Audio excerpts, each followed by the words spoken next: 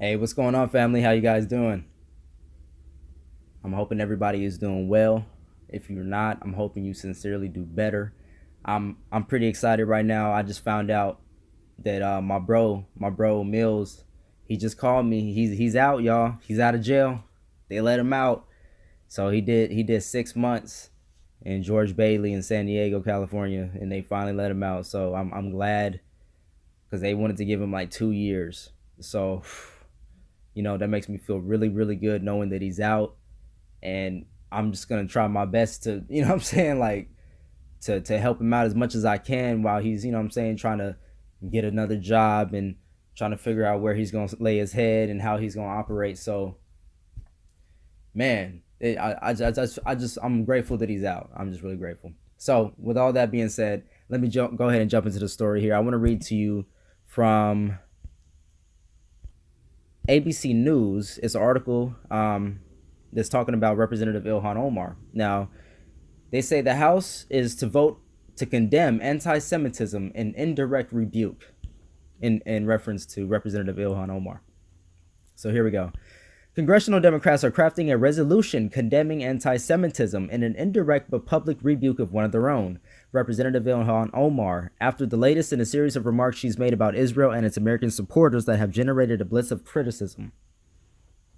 Omar, who was elected alongside of Representative Rashida Tlaib as the first women Muslim members of Congress in U.S. history, continues to speak out against Israel, attracting the scorn of Republicans and Democratic colleagues alike, and competing resolutions from both parties. So they have competing resolutions against Omar. The Democrats have their own resolution and the Republicans have their own resolution. This is how much they're trying to crack down on what they call anti-Semitism, what we normal people call standing up for human rights. A vote on the Democratic version could occur as early as Wednesday, with the apparent approval of party leaders who have grown tired of Omar's rhetoric and signaled that they will allow the resolution to receive a vote. In February, Omar gained notoriety after she asserted that the American Israel Public Affairs Committee, a pro-Israel lobbying group known as AIPAC, was using its influence to measure members of Congress to adopt an allegiance to a foreign country, which is absolutely correct. That's exactly what they do, and that's what they do. All they do is lobby politicians for legislation that solely benefits Israel. And then they label anything that is remotely critical of Israel's treatment of Palestinian people, they label that as anti-Semitic. And they say that's an anti-Semitic trope. So they're trying to incorporate any criticisms of Israel as the state of Israel as anti-Semitic. Okay, we're going to go ahead and continue. Lawmakers, including her party's leader, House Speaker Nancy Pelosi, roundly condemned Omar's comments as an anti-Semitic trope.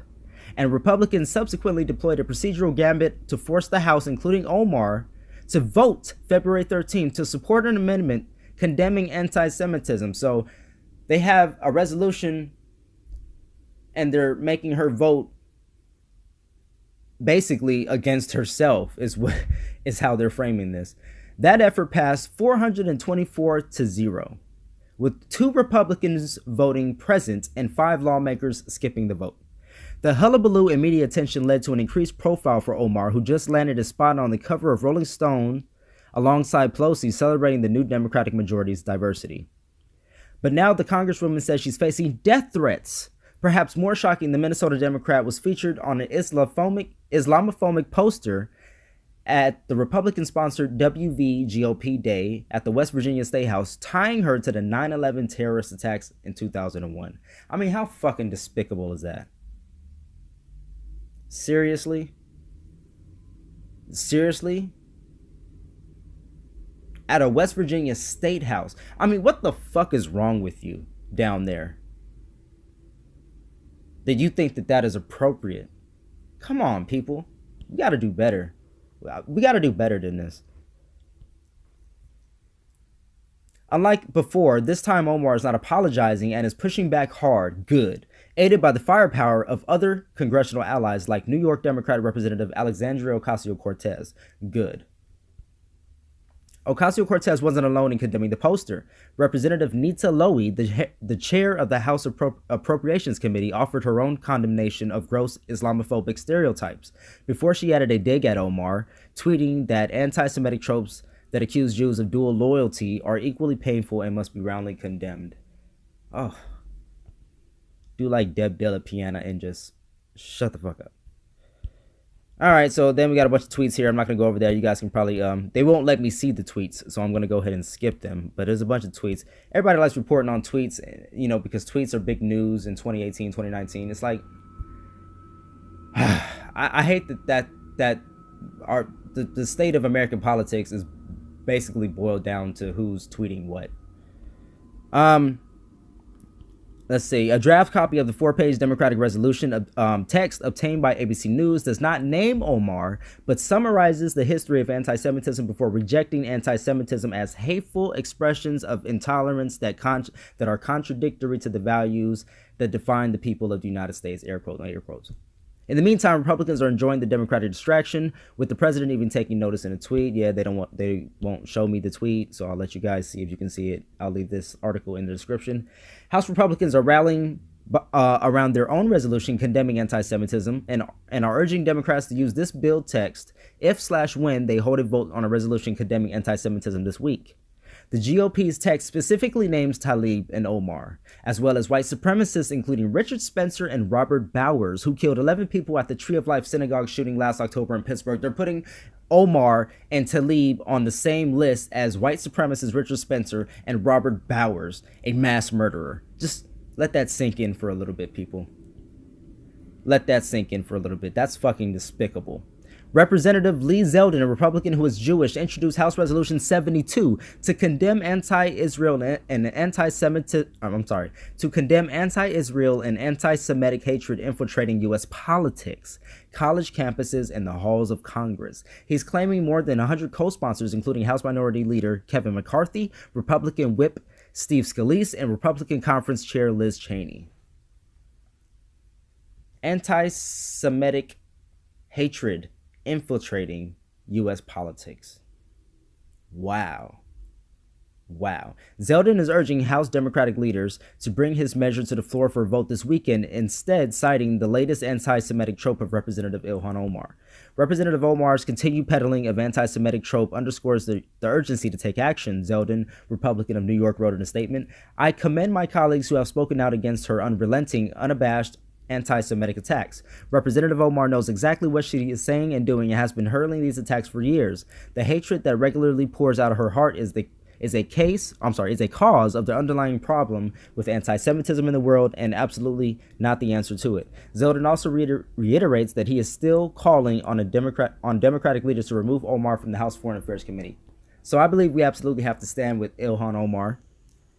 And most people who are reasonable individuals that use logic instead of emotion and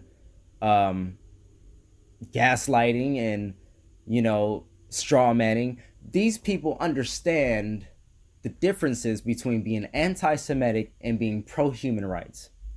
We absolutely know what the definition of anti-Semitism is. And we know what it's like when you stand up for human rights. So when we stand up for human rights, don't label it as anti-Semitic. And quite frankly, you look stupid at this point. But the fact of the matter is, this is our reality, and these stupid people are running this country. And they're actually introducing stupid legislation that benefits a whole nother country, that benefits none other than Israel and AIPAC and the lobbyist groups. So this is bullshit. Again, I absolutely, unequivocally, undeniably, and unapologetically stand with Representative Ilhan Omar. And she has done nothing wrong. She doesn't deserve the scorn of her own party. She doesn't deserve the scorn of anybody, let alone her own party. So let me know what you guys have to say about this in the comment section below. Like this video if you like, share it, and subscribe, because that really does help and goes a long way to support the channel. And YouTube is really fucking with my views right now. They're fucking with a lot of people. I don't want to single myself out here like I'm just some kind of special case, but it really is the case, I think, in my heart, that they don't want to give me, a person like me, any kind of real attention because I speak too truthfully, and my truth hurts to the point where you cannot deny the atrocities that are taking place. You can't deny the realities of our world, which are all too often surreal. Too surreal to even comprehend. And that's giving you the name of my show. Surreal News. Surrealistic Studios, where the real is surreal. This is absolutely outrageous.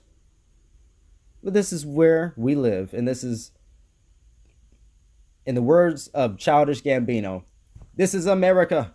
This is America. Remember, love, peace, and light, people. Keep fighting, keep spreading that enlightenment. Find me on all social media: Twitter, Instagram, Pinterest, YouTube, Facebook, Snapchat, Justinform, BitChute. I'm all over the place. Literally, just Google me. And I'll leave the links in the description so you guys can check them out for yourselves. You guys can check out the article. You can check out Amazon. If you're interested in buying something from Amazon, click the link. You can support the show. If you're interested in becoming a patron on Patreon, you can do that. And I'm out. You already know. Yeah, let's get it. Yeah. And now I'm back on it. I'm taking it back.